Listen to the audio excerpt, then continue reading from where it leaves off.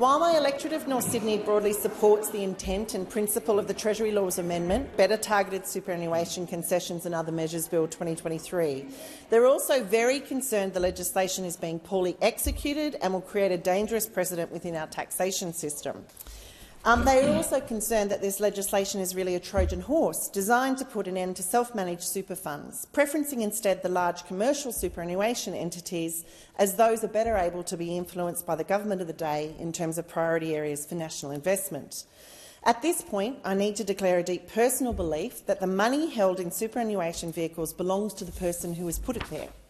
To me, the superannuation structure introduced in our nation over 30 years ago was established to significantly decrease the number of people who would be reliant on the age pension in later life. To this end, the system introduced then and modified since offers preferential tax treatment of the funds forgone to compensate people for foregoing immediate access to earnings of the present day. With all of that said, I recognise this legislation proposes to rein back generous tax breaks for super balances that are beyond what is currently perceived as necessary to fund a comfortable retirement. And generally, I'm comfortable with that idea, even if in its execution it's inelegant. However, both myself and my community believe the mechanics proposed in this bill are poorly conceived, will result in unintended consequences, and that the government's complete refusal to enter into constructive discussions around how this legislation could better work only adds weight to the arguments that this legislation is about much more than large balances. Currently, investment earnings in superannuation funds are taxed at 15%, and this is clearly well below the top marginal tax rate of 45% on ordinary taxable earnings. As I have already said, however, the concessional treatment was originally designed as a way of encouraging people to save for their retirement. I agree with the government that the treatment was not intended to assist people accumulating excessive wealth, nor was it designed to enable wealth transfer between generations. In this context, people across my community of North Sydney understand the intent behind this reform and generally support it. But in attempting to address this issue, which applies to very few Australians across the board at the moment, the government is seeking to introduce legislation which could have far wider implications. It's these implications that my community is concerned about. We must absolutely address fundamental inequity in our society, but it is not reasonable for the actions we seek to take to achieve that outcome to set a precedent that could be used to completely reshape the way in which unrealised gains are currently dealt with in our tax system in Australia. The proposed measures will undoubtedly add further complexity and cost to what is already a complex legislative framework, and it's hard to not see this legislation as a direct assault specifically on people's rights to self-manage their super funds. The following issues are of particular concern. Firstly, the $3 million threshold is currently not indexed. Secondly, the calculation of earnings, including unrealised gains, sees people taxed on money they may never actually see. This approach is unprecedented, not only here in Australia but around the world.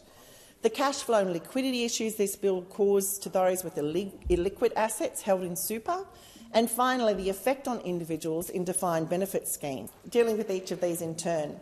Firstly, the lack of indexation on the large balance threshold amount means, over time, this measure will impact many more ordinary Australians who have done nothing more than they are required to do under law in terms of meeting their superannuation payments. The government has told us that from the 2025 financial year, the concessional tax rate applied to future earnings for balances above $3 million will apply to around 80,000 people. But modelling by the Financial Services Council shows us that if the cap remains unindexed, the true number of people impacted in their lifetime will be closer to 500,000, including more than 200,000 Australians under the age of 30. One of the purposes of indexing the superannuation cap would be to ensure each generation receives the same benefits and outcomes from the system. The example provided by the Financial Services Council, I think, is particularly powerful. According to them, a 25-year-old IT professional earning $100,000 with a current superannuation balance of $35,000 should reach $3 million threshold by the time they retire at 65. They would then fall foul of this new legislation, having done nothing more than what was required of them during their working life. How can this be considered fair? I don't understand why the government has, to this point in time, rejected calls of many to introduce indexation on this legislation. And I fear the omission is deliberate and that the government is indeed seeking to claw back more tax over time while claiming their initial policy affects just a few. As it stands, the lack of indexation is also incongruent with our current accepted tax principles. Everything else in our super system is indexed: contribution limits, the transfer balance cap and lump sum benefits. So why would the large superannuation balance threshold not be similarly indexed? When I talk to people in my community about this bill, even those who support it wholeheartedly see the lack of indexation as absurd. Secondly, the taxation of unrealised capital gains means people will be taxed on money they may never see. This is deeply problematic and a significant and concerning departure from most of the income tax regime, where taxes are only assessed on actual realised gains. It also violates generally accepted tax principles across most OECD countries, where capital gains tax only applies on realisation. Concerningly, there are no refunds available for tax already paid when earnings turn to the negative. And there would be loss to carry forward, sure, against future taxes, but that's of no use if the people who take their money out of super to cover the cash shortfall. I note that while many of the people impacted by the reform proposed in this legislation likely use self-managed super fund structure, it's not only that cohort that will be affected. In fact, members of APRA-regulated funds with large account balances will face potentially more significant consequences due to their lesser control over the timing of realising capital gains. There are further issues with the calculation basis for earnings on balances in excess of $3 million, and they include that, as it currently stands, gains made on assets held for over 12 months are subject to a reduced tax rate compared to assets disposed of within 12 months of application. Meanwhile, investment losses are not refundable and can only be used to offset future gains. Thirdly, those with defined benefit superannuation funds will also have their annual pension added to the balance of their super, likely pushing them up and over the $3 million threshold. Now, this includes the pensions payable to retired judges, their widows, widowers and spouses. Indeed, retired judges of federal courts have recently said that they're particularly concerned about this outcome, as they do not control any capital amount upon which the proposed tax on their pension may be notionally calculated. Finally, self-managed super fund owners with illiquid assets such as property are likely to face difficulties under this bill, as taxing unrealised gains assumes investors have the necessary cash reserves to cover any tax liability. This is obviously not always the case. This proposed legislation then offers no redress for individuals impacted by genuine liquidity issues, such as an option to pay their liability through a deferred debt account. And this will be particularly disruptive to small businesses and farmers, with many of them currently holding their business premises or farm in their super fund. The additional tax applied to unrealised capital gains within a superannuation fund, as proposed by this legislation, will mean some small business owners and farmers will struggle to pay their annual tax bill on land assets without selling the land itself. Indeed, according to a recent research by the University of Adelaide, over 10% of self-managed super fund members affected by this reform would not have had sufficient liquidity if their fund to cover the tax liability if this bill had been introduced on the 1st of July 2020. The solution is not just as simple as selling these assets. Considerations including transaction costs, market timing and macroeconomic factors make selling liquid assets far from easy, not to mention the fact that holding them in super in the first place is all about the income they may generate upon retirement.